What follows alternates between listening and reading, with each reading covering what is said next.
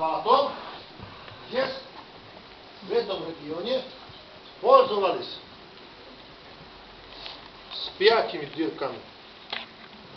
Эти длинные флейты венгерски называются хоссифуругла.